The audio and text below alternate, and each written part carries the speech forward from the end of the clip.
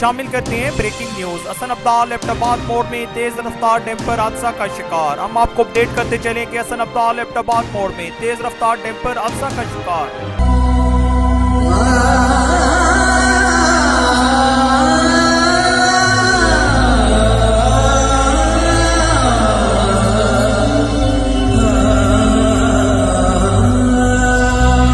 तफसीलात के मुताबिक गुज़िश्ता रात 1 बजे हसन अब्दाल एबटाबाद मोड़ में तेज़ रफ्तार डैम्पर का हादसा पेश आया।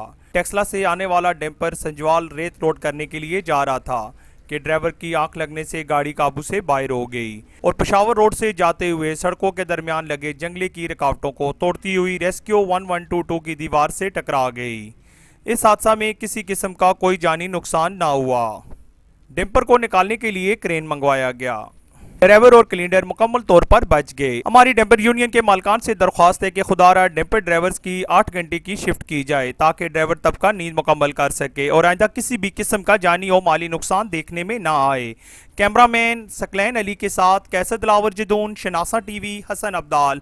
हम रखते हैं आपको इलाके भर की हर खबर से बाखबर। मजीद बाखबर रहने के लिए हमारा यूट्यूब चैनल सब्सक्राइब करें। सब्सक्राइब के लिए वीडियो के नीचे लिखे सब्सक्राइब पर क्लिक करें और बेल आइकन दबा दें। शनासा टीवी, आपका अपना टीवी।